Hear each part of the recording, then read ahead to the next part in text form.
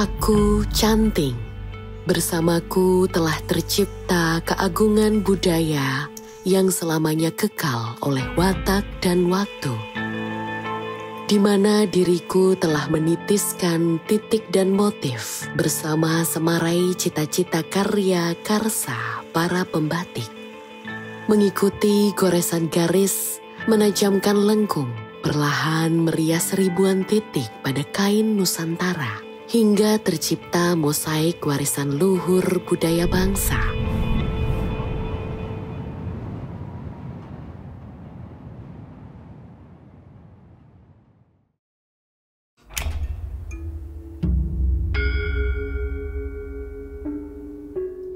Yogyakarta, yang dikenal sebagai kawasan besar pusaka budaya Nusantara, tak terlepas dari eksistensi museum sebagai penjaga warisan peradaban manusia.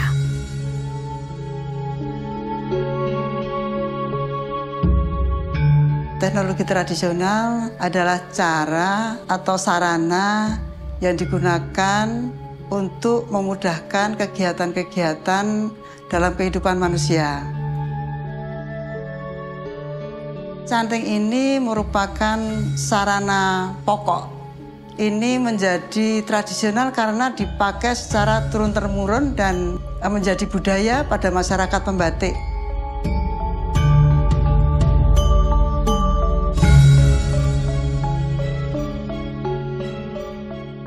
Pada awalnya, batik ditemukan di Pasundan. Namanya batik simbut. Dalam pembuatan batik simbut itu, mereka menggunakan alat yang disebut jegul, tetapi belum menggunakan malam. Ya, jadi masih menggunakan bubur ketan. Kemudian dalam perjalanannya yang cukup panjang, ditemukan pula yang lebih sempurna, yaitu canting tulis. Dan canting tulis ini dipakai untuk membuat motif yang lebih sempurna dalam bentuknya daripada ketika motif itu dibuat dengan jegul. Pada suatu ketika, cucuk dan nyamplung dariku menyatu nafas pijar lilin malam yang lebur.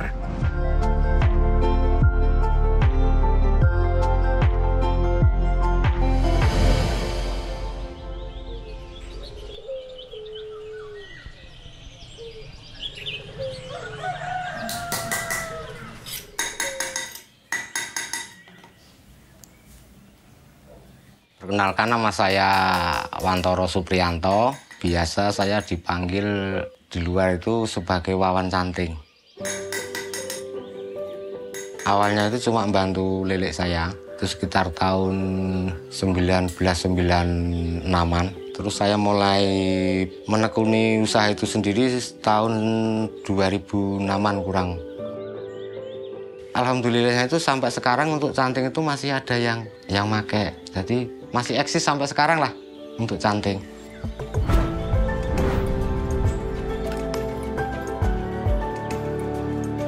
Untuk canting itu ada dua, banyak dari Kuningan dan tembaga.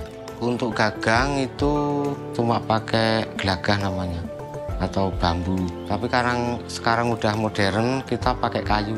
Kayunya pakai kayu pule sama kayu trembelo namanya. Dalam perkembangannya, kemudian gagang ini dirubah menggunakan kayu yang dibubut ya. Karena pemakaian gelagah ini agak sudah susah untuk mencarinya sehingga dipakai kayu bubutan. Tapi tetap ada yang masih membuat canting dengan gagang dari gelagah. Proses pembuatan canting sebenarnya dibilang mudah ya mudah, susah ya susah. Cuma tidak bisa sekali jadi, harus melalui beberapa tahapan. Bahasa canting proses jeglok itu bahan kuningan itu supaya bisa melengkung. Kalau nggak dijeglok itu dilipat gini nanti jadinya cuma tipis. Kalau dijeglok itu ditumbuk-tumbuk gini kan nanti bisa cekung. Sepemahaman saya untuk canting itu memang dari dulu ada pakemnya. Pakemnya itu terutama di lubang tempat keluar malam. Kalau bahasa cantingnya itu cucuk.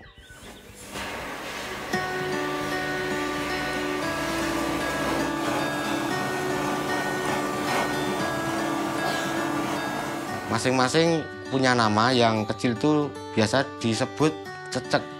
Cecek itu ada dua juga, itu ada cecek halus sama cecek kasar. Yang dikatakan cecek halus itu cecek yang paling kecil, kemungkinan rambut aja itu nggak masuk ke lubangnya itu. Cuma itu biasanya orang-orang yang udah ahli yang menggunakan. Ini adalah bentuk canting tradisional ya. Ini adalah gagangnya, bagiannya adalah gagangnya. Bagian ini adalah nyamplung, kemudian bagian ini adalah cucuk. Ini adalah canting biasa yang digunakan untuk membuat garis-garis ya. Kemudian ada canting yang namanya canting untuk nitik ya, untuk nitik, untuk Pekalongan dan Solo sama. Di ujung cucuknya ini ada 4 ya, jadi cucuknya ada 4 menjadi 1, sehingga kalau ditempelkan di kain akan membentuk belah ketupat. Tapi untuk yang Jogja, ini ujungnya ini hanya 1, dibelah ujungnya ini menjadi 4, kemudian dibentuk semacam kelopak bunga melati, sehingga kemudian ketika ditapakkan di kain juga akan membentuk belah ketupat. Sekarang bisa dilihat ragam corak canting. Ini ada canting jegul. Canting jegul merupakan bentuk canting pada masa lalu. Canting ini menggunakan benang yang digulung dan diikat, sehingga lilin cair dapat meresap pada benang tersebut. Juga di sini bisa dilihat fungsi dan ukurannya. Yang kecil ini ada cecek, isen, lowong, dan besar ini tembokan. Fungsinya bisa dilihat di sini ada cecek 1, cecek 2, cecek 3, cecek 4. Bisa dilihat sebagai contoh ini titik 5 atau cecek ya. Cecek 5 ini kita cukup menggunakan cecek 5. Dan ada juga carat. Canting carat adalah canting yang digunakan untuk membuat isian berupa garis. Dan selanjutnya yaitu canting berdasarkan dari daerahnya. Ini perbedaan canting dari Yogyakarta, Solo, dan Pekalongan. Dari apa yang ada di Jogja, nyamplungnya itu permukaannya lebih lebar, membuat malam itu mudah dingin. Tetapi kemudian dari Solo mungkin melihat yang Jogja ini kok mudah dingin ya. Kemudian mereka punya gagasan supaya bisa menyimpan panas lebih lama. Sehingga kemudian permukaan lubangnya itu diperkecil ya, agak dilengkungkan ke dalam. Nah yang Pekalongan ini mengalami evolusi lagi, lebih sempit lagi lubangnya di atas. Dan ini lebih panjang panasnya di dalam lilin sehingga ketika proses membatik lebih lama. Yang menjadi tantangan itu untuk pembuatan canting itu kalau sekarang itu pembuatan lubang malamnya. Kalau dulu kan ada pipa Kuningan, pipa Tembaga. Tapi udah sekitar 7 tahun ini enggak keluar. Jadi terpaksa kita cari cara lain, kita bikin sendiri pipa tersebut. Dari ukuran cecek, isen, lowong, sampai tembok. Kalau yang untuk matri itu kenapa harus diolesi sama yang putih-putih itu mungkin yang dimaksud. Itu namanya pijer. Itu fungsinya untuk agar patri itu bisa lari ke bawah.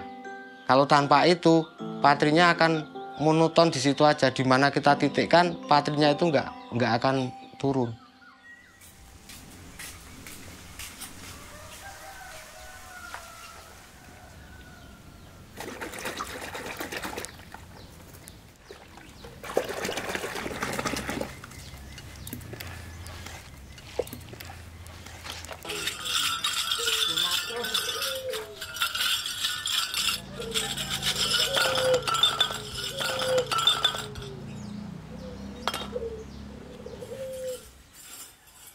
Penyikatan canting kok kenapa harus dijemur? Karena gini, kuningan itu kalau kena air, itu nanti walaupun semengkilap apapun, nanti setelah Sekitar 2 menit, kalau nggak kena panas, itu nanti akan pelonteng-pelonteng. Setelah dicuci, kita jemur, itu tergantung panasnya. Kalau panasnya siang itu ya sekitar 10 menitan, 15 menit. Itu bisa digagangi langsung.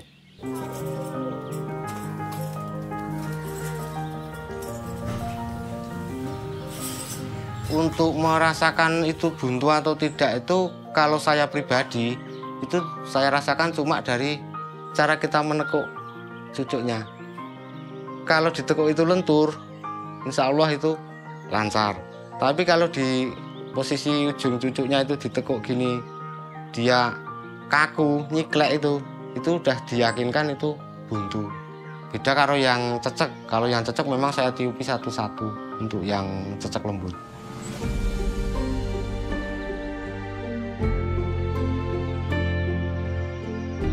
Untuk produksi itu sebenarnya hampir se-Indonesia kemungkinan bisa keluar negeri. Soalnya kita kan nggak tahu yang ngambil dari kita itu dikirim kemana. Tapi kalau untuk saya pribadi itu saya ke Kalimantan ada, Jakarta ada, Surabaya, Jawa Timur. Terkadang bisa dibawa ke luar negeri juga sebenarnya.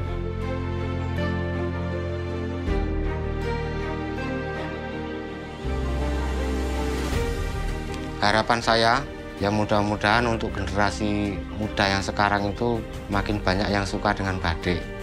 Orang banyak suka dengan batik dan suka dengan cara membuat batik, otomatis kan menggunakan canting. Jadi saya tetap bisa berproduksi dan hasil canting saya bisa dimanfaatkan oleh semuanya.